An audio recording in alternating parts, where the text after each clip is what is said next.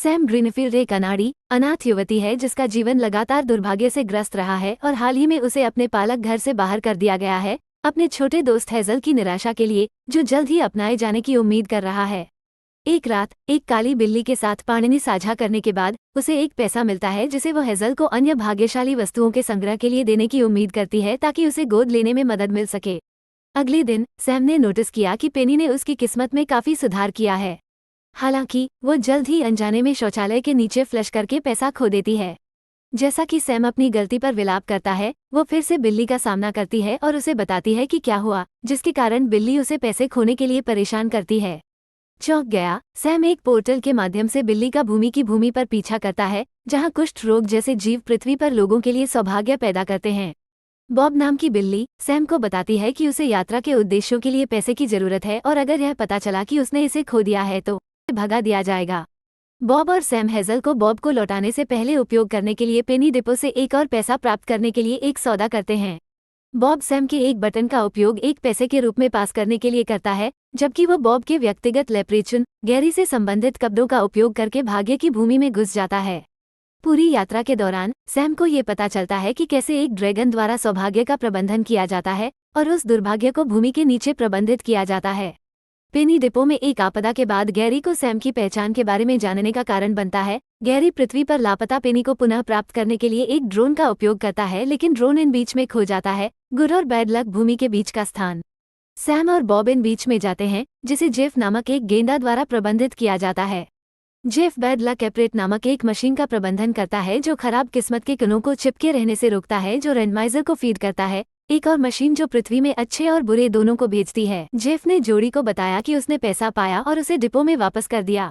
निराश नहीं, सैम एक और पैसा पाने की उम्मीद में ड्रैगन के पास जाने का फैसला करता है।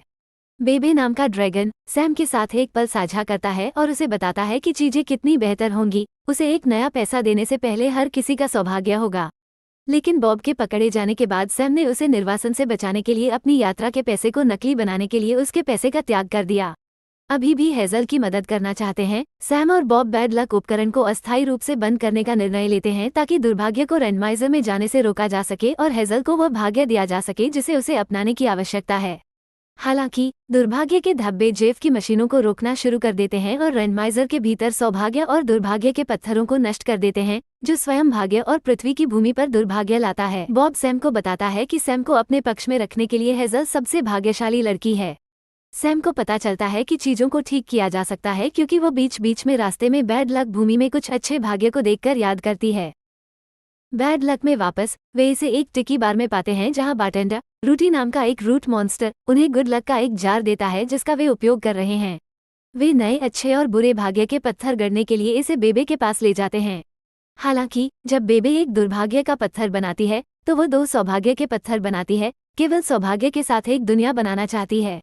इससे पहले कि वो उन्हें रख सके, सैम बेबे से कहता है कि लोगों को अच्छी किस्मत के साथ साथ दुर्भाग्य की भी जरूरत है। अपनी गलती का एहसास करते हुए वो सैम को दुर्भाग्य का पत्थर रखने की अनुमति देती है और सौभाग्य सामान्य रूप से बहाल हो जाता है, जहां सैम हेजल को एक नए परिवार द्वारा गोद लिए जाने को देखता है। बॉब को भाग्य की भूमि पर अपनी नौकरी रखने की पेशकश की जाती है, लेकिन वो सैम के साथ रहने का फैसला करता है। 1 साल बाद पृथ्वी पर वापस हेजल का परिवार सैम और बॉब के साथ समय बिताता है क्योंकि सैम ने आखिरकार अपनी किस्मत को स्वीकार कर लिया है। मूवी का नाम नीचे पिन्ड कमेंट में दिया हुआ है। वीडियो अच्छी लगी हो तो लाइक करिए, चैनल को सब्सक्राइब करिए और बेल आइकॉन दबाना ना भूलिए। Thank you for watching.